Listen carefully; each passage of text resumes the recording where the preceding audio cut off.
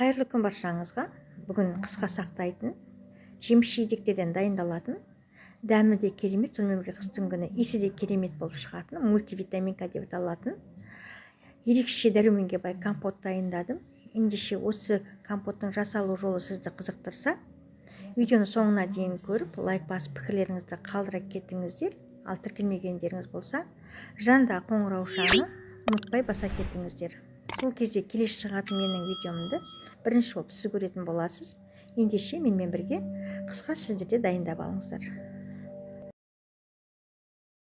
Компотымыз мультивитаминка деп аталады. Сондықтан да жеміс жидектің бірнеше түрінен аламыз. Сіздер қандай жеміс жидекті жақсы көресіздер, солай ала бересіздер. Сонымен бірге компотымызға ерекше хош иіс беретін және дәм беретін мына менің қолымда кептірілген гүлдер. Сонымен бірге қант керек бізге. Банкілерімізді алдын ала жақсылап жуып, стерилдеп аламыз. Қақпағында бірнеше минут қайнаған суда қайнатып аламыз. Мінекей осылардан компотымызды дайындайтын боламыз. Компотымыз ерекше дәмді әрі қою болып шығу үшін жеміс-жидектеріміздің әр түрінен 2-3 жерден алып, ортасынан осылай пышақпен бөліп, қайнап жатқан суымызға салып, бірге қайнатып аламыз.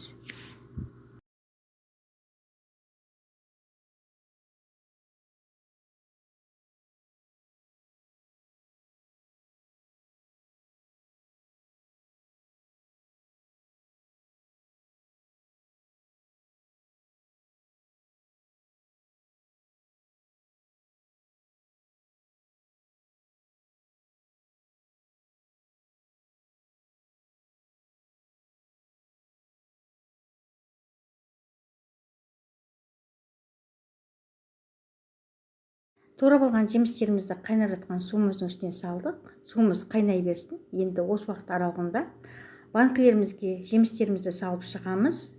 Алдыменен банкілеріміздің түбіне 2 жерден алма саламыз. Осыдан кейін сары өрігімізді, сливамызды және шабдалымызды салып аламыз. Лимон мен апельсинімізді домалақтап турап саламыз. Бәрін салып болғаннан кейін ең соңында кептірілген гүліміздің 2-3 жерден әр банкімізге салып шығамыз. Жемістеріміздің осындай ашылып қалған бөлшектерін бір кесеге жақсылап сөлін сығып алып, қайнап жатқан компотымыздың үстіне құйып жібереміз.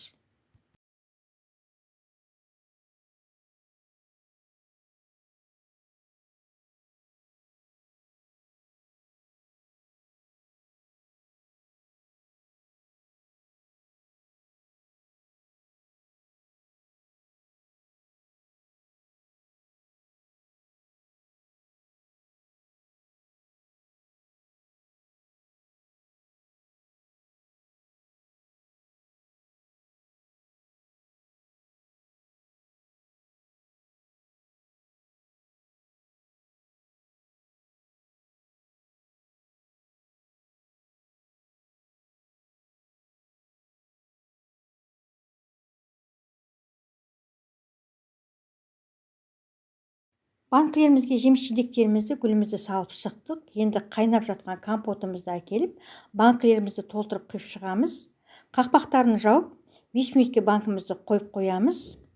5 минут өткеннен соң, арнайы осындай қақпақтың көмегіменен тек банкіміздің түбінде жемісін ғана қалдырып, компотымыздың суын қайтадан ыдысымызға аударып құйып аламыз. Құйып алған компотымызды қайтадан жақсылап қайнату үшін отқа қоямыз.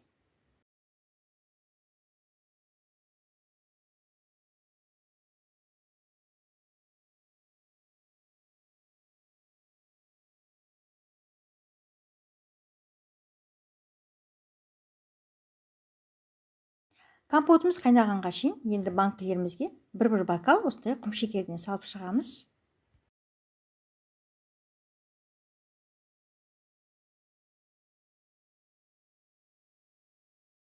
Отқа қойып қойған компотымыз жақсылап қайнағаннан кейін енді компотымызды алып, барлық банкілерімізді толтырып шығамыз. Толтырып алғаннан кейін қақпағын жауып, машинкамен бұрап бекітеміз.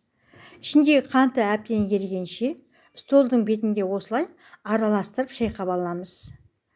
Қант әбден ергенше шайқап араластырып алғаннан кейін банкімізді өзімізге ыңғайлы жерге апарып төңкеріп, үстін жақсы жылы көрпемен не болмаса пледтермен жауып, 2-3 күнге шейін әбден суығанға шейін төңкеріп қойып қоямыз.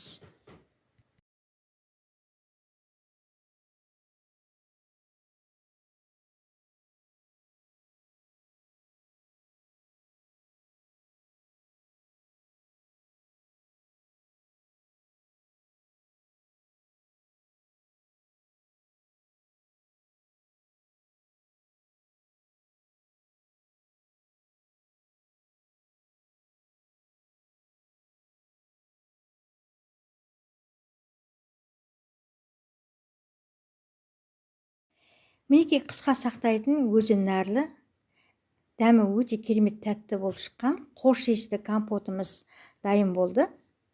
Сіздер де осы рецептпен дайындап алыңыздар. Керек заттың тізімін жазба бөлімде қалдырып кететін боламын. Видеоны соңына дейін көргендеріңіз үшін көп рахмет. Қош сау болыңыздар.